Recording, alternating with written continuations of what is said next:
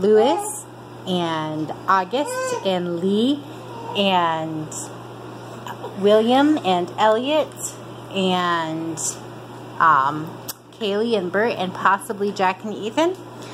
How are you this morning? We are going to be reading some more from the Adventures of Old Mr. Toad.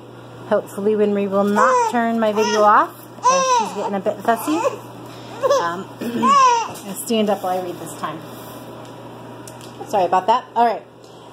Peter discovers something more. There are strange things in the world today that ever you dreamed could be. There's beauty in some of the commonest things that only your eyes to see. Okay, here we go. Ever since Peter Rabbit was a little chap and he had first run away from home, he had known old Mr. Toad. Okay, I'm going to pause this. Here we go again. Ever since Peter Rabbit had run away as a little chap, he had known old Mr. Toad, and never once had Peter suspected that he could sing. Also, he had thought old Mr. Toad almost ugly looking, and he knew that most of his neighbors thought the same way. They were fond of old Mr. Toad, for he was always good-natured and attended strictly to his own affairs. But they liked to poke fun at him, and as for there being anything beautiful about him, such a thing never entered their heads.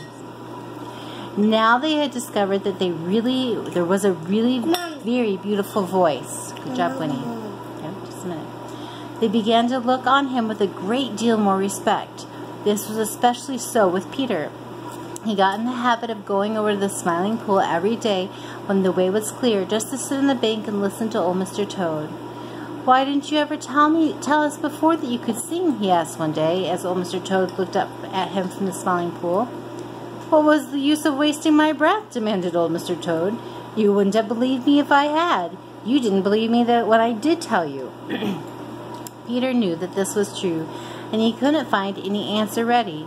At last he ventured into another question. "Why haven't I ever heard you sing before?"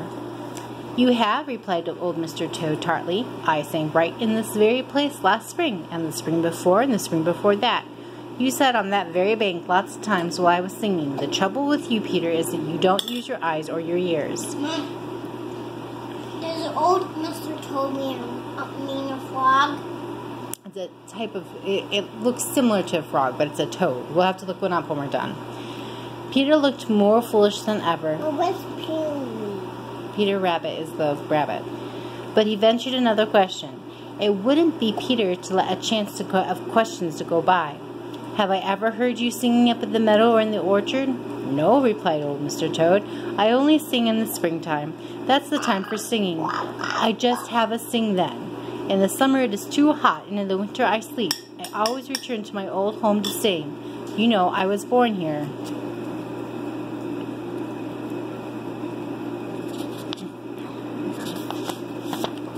I'm having a hard time with the pages. Here we go. "All my family gathers in the spring to sing, so of course I come too." Old Mr. Toad filled out his queer music bag under his chin and began to sing again. Peter watched him. Now it just happened that old Mr. Toad was facing him, and so Peter looked down straight into his eyes. He never had looked into Mr. Toad's eyes before, and now he just stared and stared, for it came over him that those eyes were very beautiful indeed. "Oh," he exclaimed, "what beautiful eyes you have, Mr. Toad." "So I've been told before," replied old Mr. Toad. "My family always had beautiful eyes. There is an old saying that every toad has jewels in his head. But of course he hasn't, not real jewels. It's just the beautiful eyes. Excuse me, Peter, but I need it in that chorus." Old Mr. Toad once more swelled out his throat and began to sing. Peter watched him a while longer, then hopped away to the dear old briar patch, and he was very thoughtful. "Never again I call anybody homely and ugly until I know all about them," said Peter, which was a very wise decision, don't you think so? Okay, that was chapter 6, I believe, of The Adventures of Old Mr. Toad. You guys say goodbye? Goodbye. Goodbye, Puka. Goodbye.